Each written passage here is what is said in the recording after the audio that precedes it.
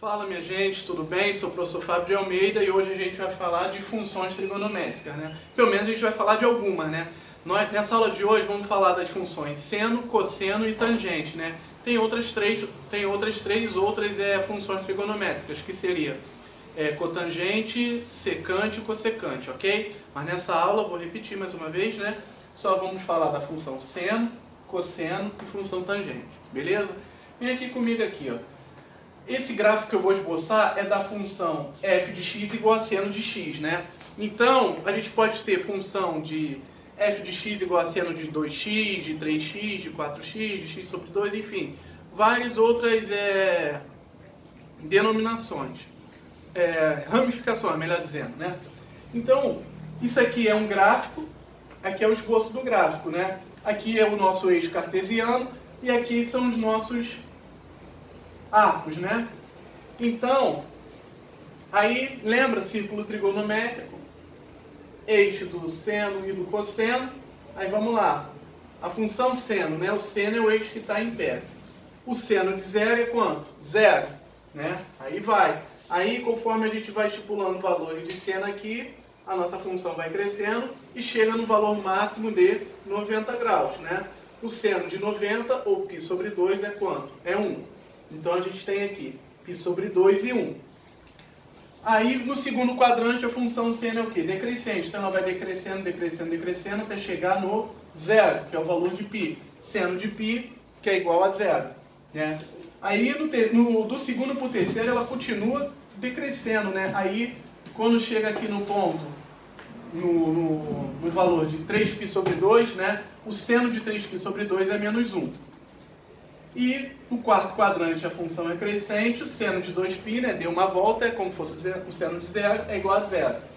Então, essa função ela é periódica, né? Porque ela vai continuando. Se eu for jogar mais pontos para cá, aí a gente vai relembrar um pouco aquele conceito de arco côngruo, né? E a gente vai jogando mais pontos aqui para a direita, né, de x, e também a função também vai para a esquerda, né? Isso quer dizer o quê? Que o domínio dessa função é o conjunto dos números reais, ok? Então qualquer valor que eu for estipulando aqui, mas sendo que essa função ela tem o quê? Ela tem um ciclo, tá vendo aqui, ó? Daqui até aqui, ó, teve um ciclo. Se você olhar separado, esses ciclos aqui são o quê? São iguais. Então quer dizer o quê? Que o período, né? O período dessa função seno seria o quê? 2π, ok? Beleza? Tá vendo? De 0 a 2π ela fez um ciclo. De 0 a 2π aqui, ela fez outro ciclo, né? E mais uma coisa, a imagem, né? A imagem, quando a gente fala de imagem, são o quê? É o eixo y, né? A imagem dessa função é o quê? É um intervalo de 1 a menos 1, ok? Então a gente viu aqui na função seno que era uma função periódica, que o seu domínio é conjunto de todos os reais, né? E a imagem seria o quê? Seria compreendida entre 1 e menos 1, porque ela não vai passar desses valores aqui. Lembrando no ciclo trigonométrico, né? O ciclo trigonométrico é um ciclo de raio 1, né? Beleza? Aí vamos lá. E o período é o quê? O tempo que ela leva para fazer o ciclo dela, que é o quê? 2π. Então a gente tem essas informações aqui. O domínio da função é o conjunto de todos os reais. A imagem é limitada, né, entre menos 1 e 1. E o período é igual a 2π. Agora aqui eu vou falar da função cosseno, né? A função cosseno, especificamente eu vou esboçar o gráfico da função f de x igual a cosseno de x, beleza? Essa função também, ela é uma função periódica, né? E o seu período também é igual, tá vendo aqui, ó? Separando essa parte aqui à esquerda do eixo y, tá vendo que o formato dela é igual, esses formatos aqui são iguais? Então quer dizer, se a gente for estipulando tanto pontos à direita de 2π, ou à esquerda de menos 2π, ela vai obedecer esse mesmo formato, ok? Então o que a gente pode concluir com isso aí? Que a função cosseno também é periódica, né? E as informações é igual o domínio, imagem e o período são iguais da função seno, ok? O domínio é o conjunto dos reais, a imagem está limitada a menos 1 e 1, no intervalo de menos 1 e 1, e o período dela é 2π. Ok? Lembrando que muda um pouco o ponto dela aqui. Por quê? O cosseno de 0 é 1. E o cosseno de π sobre 2, né, vai ser 0. Aí com isso a gente vai... os pontos aqui vão ser diferentes. Ok? Beleza? Por fim, aqui eu vou falar da função tangente, né? A função f de x igual a tangente de x, né? Lembrando que tangente de x pode ser calculada através de seno de x sobre cosseno de x. Aí o gráfico da função tangente é um pouco diferente, ok? Ela é uma assíntota. O que quer dizer isso? Que ela é uma reta que ela vai expandir para o infinito, mas ela nunca vai tocar nesses eixos, nesses pontos que estão tracejados. Por que ela nunca vai tocar, né? Lembramos o quê? Que a função tangente, a gente pode calcular a tangente dividindo o seno pelo cosseno. Aí vamos lá, tangente de zero. A tangente de zero é igual a seno de zero sobre cosseno de zero. Seno de zero é zero e cosseno de zero é 1. Se eu pegar 1 e dividir por zero, vai dar o quê? Zero. Tá vendo aqui? O ponto dela tá marcadinho aqui. Aí vamos lá, o seno de 90, a tangente de 90 é o seno de 90 sobre o cosseno de 90, né? O seno de 90 é 1 e o cosseno de 90 é 0, né? 1 dividido para 0, gente, isso não vai dar 0, tá? Isso não existe, ok? Isso aqui é uma coisa que não existe. Então quer dizer o quê? Que cada intervalo de π sobre 2, a função ela não vai existir. Tudo bem? De π, melhor dizendo. Ok? Então cada intervalo de π, a função não vai existir. Por exemplo, tangente de π sobre 2 não existe.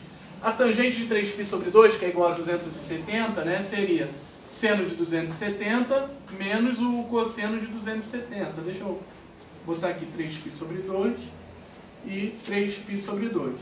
Então vai ser menos 1 sobre 0. Isso aqui só mudou o sinal aqui em cima, né? Vai continuar não existindo, beleza? Então como não continua existindo, essa reta aqui ela vai chegar perto, mas ela nunca vai tocar esse eixo aqui, esses pontos tracejados. Tanto para cima aqui como para baixo, ok? Então esse aqui é o formato da função tangente. E vamos lá, a função tangente, ela também é uma função periódica, né? O período dela é π, ok?